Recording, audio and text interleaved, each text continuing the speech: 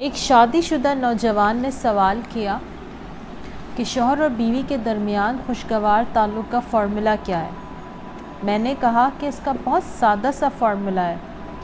مرد عورت کے جذباتی مزاج یعنی اس کی ایموشنل نیچر کو سمجھ لے اور اس کو برداشت کر لے، اور عورت مرد کے بے لچک مزاج یعنی اس کے سٹبن نیچر کو برداشت کر لے۔ اس کے بعد انشاءاللہ ساری عمر دونوں کے درمیان خوشگوار تعلق قائم رہے گا۔ نیچر کا جو فرق ہے وہ ایک بیسک فرق ہے، جس میں سے عورت کی جو مزاج ہے، عورت کا مزاج ہے ایموشنلی رچ ہونا۔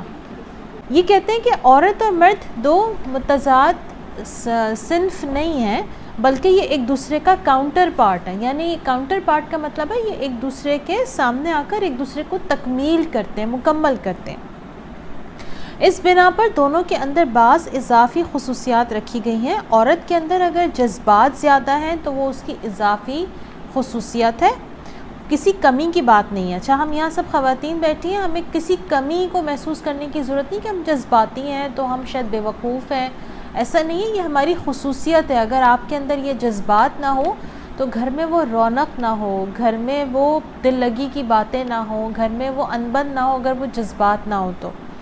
اور مرد کے اندر اگر بے لچک مزاج ہے تو وہ اس کی کمزوری نہیں ہے، بلکہ وہ اس کی اضافی خصوصیت ہے، یعنی اس کے سٹبن مزاج کی وجہ سے کچھ چیزیں ہو جاتی ہیں، اور عورت کی ایموشنل نیچر کی وجہ سے بھی کچھ کام ہو جاتے ہیں۔ آپ دیکھیں، عورت کی ایموشنل نیچر کی وجہ سے اکثر محبتیں پروان چڑھی ہوتی ہیں، رشتے نبھرے ہوتے ہیں، ایک دوسرے کے گھر آنا جانا ہو رہا ہوتا ہے۔ یہ کیا ہوتا ہے؟ یہ عورت کی ایموشنل نیچر کی وجہ سے ہوتا ہے، ملنے جلنے کی وجہ سے ہوتا ہے۔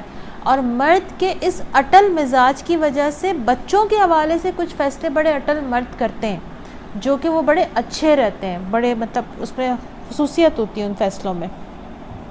زندگی میں دونوں چیزیں یکساں طور پر ضروری ہیں۔ عورت اور مرد دونوں کو چاہیے کہ وہ اس فرق کو تخلیقی نظام یعنی کریشن پلان کا حصہ سمجھیں۔ یہ ایک کریشن پلان ہے اللہ سبحانہ وتعالیٰ کا، تو اگر دونوں اس حقیقت کو جان لیں تو دونوں کے اندر ایک دوسرے کے اعتراف کا مزاج پیدا ہوگا، نہ کہ شکایت اور ٹکراؤ کا مزاج۔ یعنی اگر دونوں سمجھ لیں کہ میاں جو ہیں وہ تھوڑے سے اٹل مزاج کے ہیں، وہ ایک دفعہ جو کہہ دیں گے وہ اٹل ہو جائے گی بات، تو یہ ان کا مزاج ہے۔ اس چیز کو لے کے یہ مت سوچیں کہ آپ ان سے ٹکراؤ کر رہی ہیں، نہیں، یہ ان کا مزاج ہے۔ پھر جب عورت جذباتی ہوتی ہے نا تو عورت ذرا سوچ سمجھ کے بات کرتی ہے، اور مرد بھی پھر سوچ سمجھ کے عورت سے ٹکر لیتا ہے، کیونکہ پھر وہ عورت جب رونا چیخنا چلانا شروع کرتی ہے تو پھر اس وقت مرد بھی گھبرا جاتے ہیں۔ اپنے جذباتی مزاج کی بنا پر عورت کے اندر نرمی ہے، اس کے اندر یہ صلاحیت ہوتی ہے کہ وہ معاملے کو نرمی کے ساتھ سلجھائے۔ اسی طرح مرد کے بے لچک مزاج کا فائدہ یہ ہے کہ جہاں ضرورت ہو معاملے کو زیادہ مضبوطی کے ساتھ ڈیل کیا جائے، وہاں مرد اپنا رول ادا کرے۔ اسی طرح عورت اور مرد دونوں کو یہ موقع ملتا ہے کہ وہ اپنا اپنا حصہ ادا کرتے ہوئے زندگی کا نظام مضبوطی کے ساتھ چلائیں۔ تو پتہ کیا چلتا ہے کہ عورت اور مرد کے درمیان جو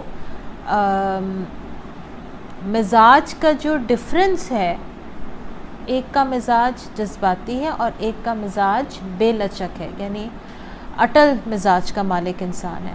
تو یہ جب دو چیزیں ملتی ہیں تبھی گھر چلتا ہے۔